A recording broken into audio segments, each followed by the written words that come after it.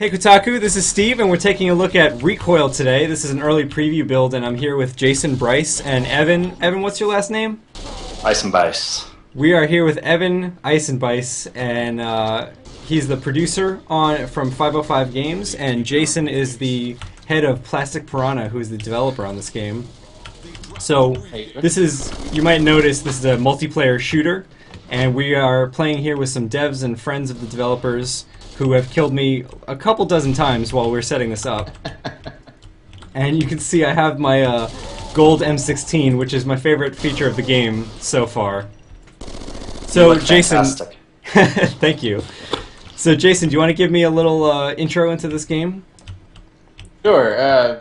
Recoil is a hardcore arena shooter. The way I like to call it is if COD and Quake and UT had a baby, it would kind of be Recoil. It's a really fast-paced, switch-based shooter that's, just a heck of a lot of fun. I mean, balanced, and the idea behind it is to strip away all the extra nonsense with kill streaks and leveling up weapons and stuff like that. It's basically just you and your weapon and your skill against your opponent, which I think is kind of refreshing. Right. So that was actually one of the questions I asked you while we were setting up. So this is going to be a $15 release and no microtransactions or anything like that. Correct. Just straight up, you buy the game, you get all of the unlocks, and you go kill some people, right? That's absolutely correct. And even this gold gun. Even the gold gun. I mean, the cool thing about the weapon skins there is that we're actually going to also be releasing prototype templates of the weapons, and people are going to actually be able to make their own skins and upload those to a repository on the Steam Workshop and share them with everyone worldwide, which is really cool. So we expect to see thousands of different designs for weapon skins and that type of thing. The 5 that we're providing with the base weapons right now is basically just a starting point. I'm looking at them now. Yeah, there's so I'm poking through all the weapons, and they all come with a selection of camo and a gold. I'm just gonna go with the gold for everything, and the gold knife. So Bedazzling will be a really nice feature too. Yeah, I can't wait to see what people mod in here. That'll be better. I'm gonna go with this shotgun. The bling factor you can't go wrong with, though. That's one good thing. Right. It's the main thing people look for in a game like this. Yep.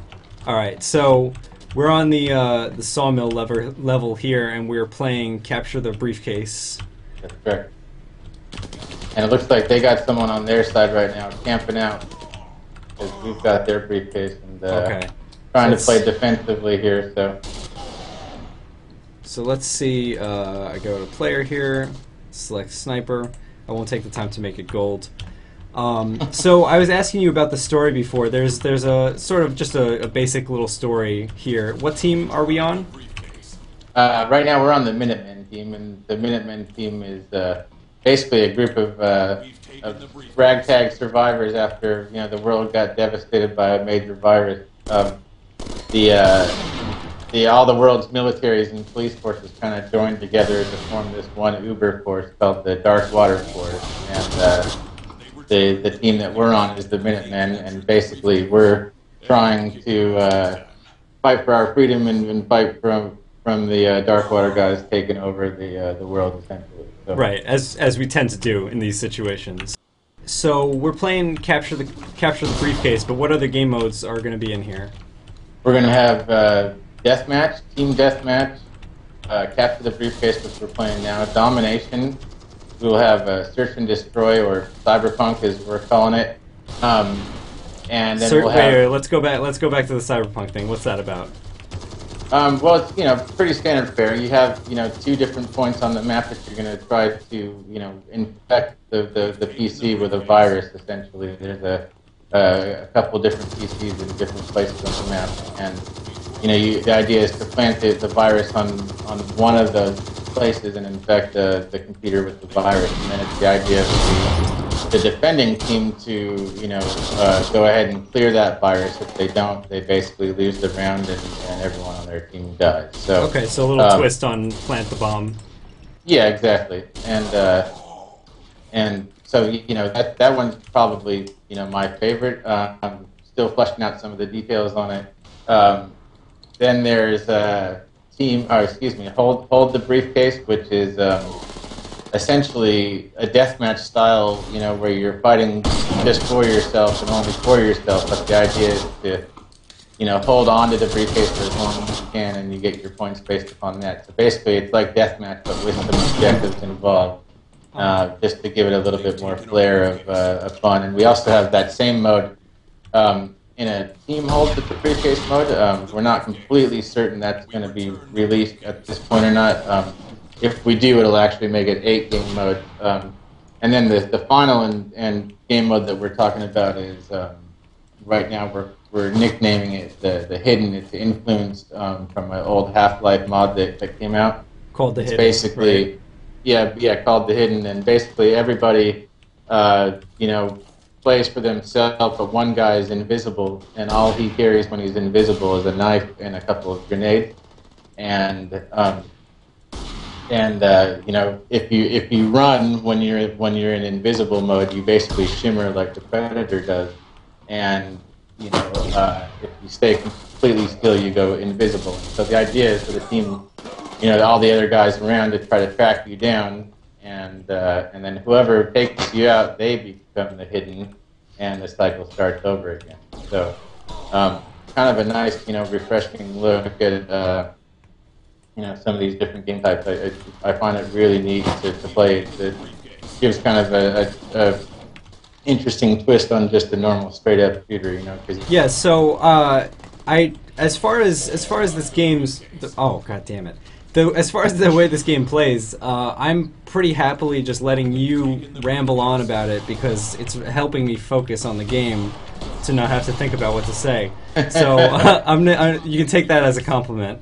Yeah, as now that we get to play with more people, I'm getting a better feel for like you die quick and you respawn quick in this game, and I really do miss that aspect of like Unreal Tournament and things like that.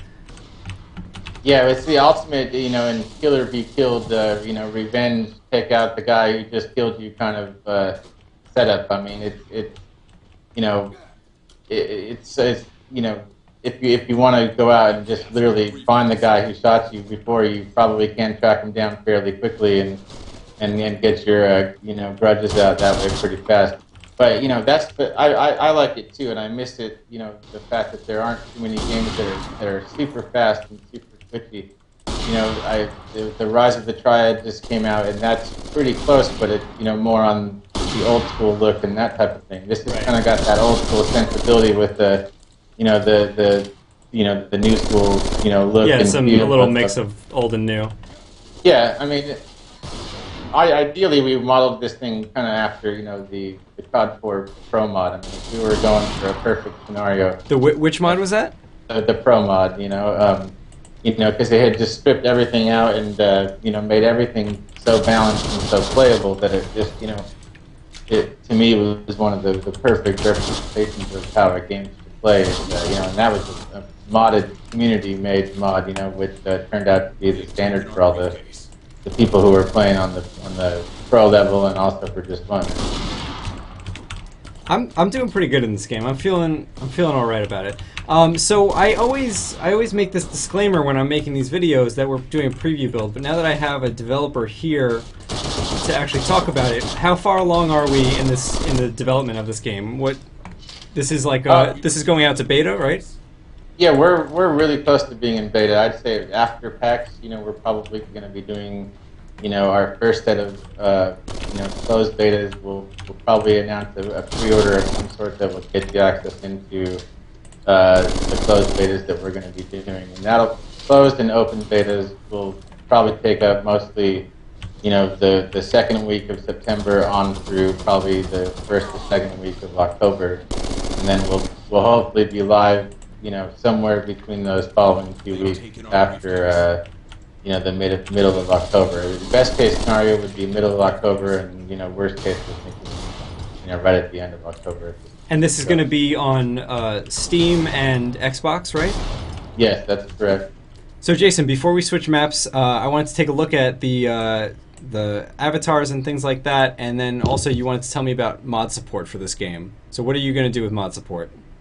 Well, to give you a little background, mod support is extremely important to me. I mean, I started out a long time ago, about 6 years ago, just doing modding. I released a map for 2142, the Battlefield game, and it was just a community-made map, and I put it on a website and said, anyone wants to put this on their server, go ahead and download it and put it up there, and pretty much the next day I got an email from the guys at DICE, and they were like, we love this thing, we want to make it, officially ranked and the whole 9 yards. And since then, I told them we had 4 other maps, and we ended up, working together for 2.5 years or so on the various patches for 2142, and released a ton of content with them, and and that got me started thinking that we could do that and make maps with pretty much one of the greatest studios around. Maybe we can consider doing this on our own. And so that's how Recoil kind of got started, was through the modding side of things. So to have mod support is absolutely essential. We'll be utilizing Steam Workshop with this, and the tools will be included day one for everyone who buys on the PC version. They'll be able to make maps. They'll be able to import, their own guns, their own characters, their own, however they want to do it, and have access to the code to actually write different game types and do different things like that. So it's nice to hear somebody who not only made their mod and got a job out of it, but is now making a game because of it. Yeah, I mean, it's not something that happens nowadays. There's a few games out there that still allow tools. I believe Red Orchestra was one of them. There's a couple others that don't pop out at the top of my head, but the big franchises, the Call of Duty and the Battlefield, they completely eliminated that. And I would argue that the modding community is what made COD really explode. I mean, it was that transition from COD 2 to COD 4 with the different nuclear strikes and different things like that. And those were all community-made designs that were implemented, in COD 4 that were actually done successfully in mods in COD 2. And those kind of innovations that help, bring upon, better content for, everyone down the road. And, all right, Jason, so I found a little camping spot here, and there's one other thing that in the menu here, there's a TV tab.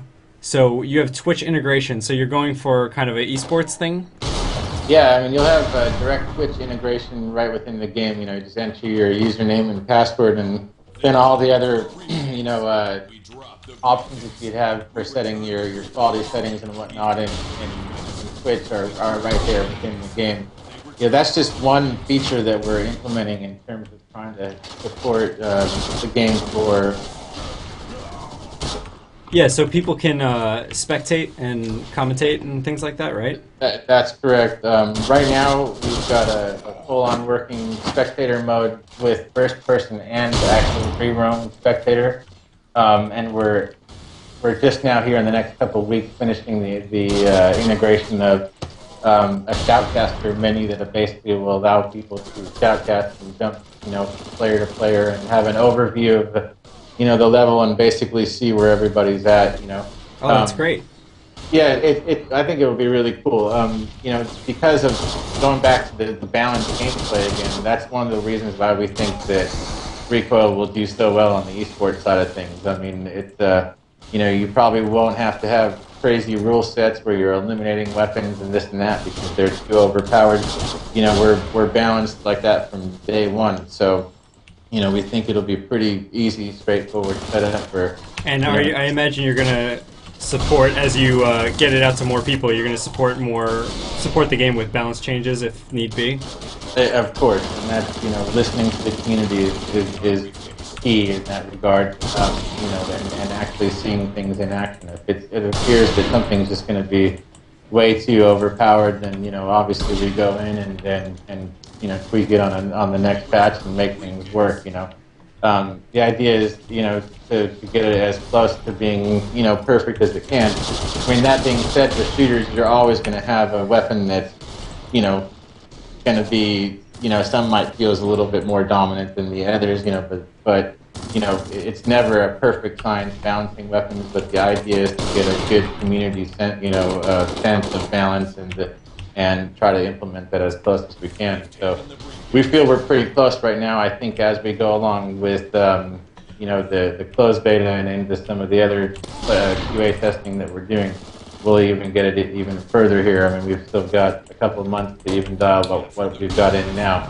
But right now we're at a really great starting point for that, and so I think this is the perfect setup for esports to make it work, and plus the spectating part of it as well. There's some other games out there that are fantastic games, but they still don't even have the first-person spectate built in to allow them to even get into that conversation of being an esport-friendly title. So we're trying to. It's definitely a nice feature to have, to be able to have the map and things like that. I was going to ask you. I feel like you kind of answered this right now, but who's shooting me?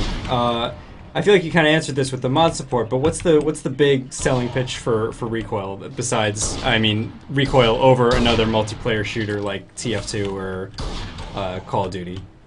Well, everyone has their favorite shooters and the different things that they like about their shooters. I think what this is a return to the good old days, where like I said, it's just you and your weapon and the skill that you have with that weapon. And I think that balanced playing field is most important for shooters to feel comfortable. The other stuff is fun and have its place, but if you really want to measure who's the greatest shooter, not just the greatest camper sitting in the corner, and getting airstrikes and that type of thing, that's not Recoil. Recoil is literally about you and your weapon and how you play with yourself and your team and how you make that work. Right. So it has that combination plus the fact of that it's just this really fun fast arena shooter, which is something you just don't see all that much of at this point in time, and I think that's its refreshing selling point. I'm wondering right now. My big question is that I'm wondering if this game would be more fun if I wasn't playing with people who have been playing it for, I guess, months, years. Slight advantage. Yeah, I feel a little disadvantaged. I was doing good for a while, but I'm not doing great with this rocket here. So that is a look at Recoil. It is coming out. What do you have a release date set? It's in question right now. We're shooting for October. I'm sorry, a release window. Yeah, the last 2 weeks of October is what we're shooting for. Okay, so it is coming out in the future, and it is coming out for PC and Xbox 360. So thanks for taking a look, and thank you, Jason and Evan, for being here. Thanks Really for coming along. appreciate it. Thank you so much.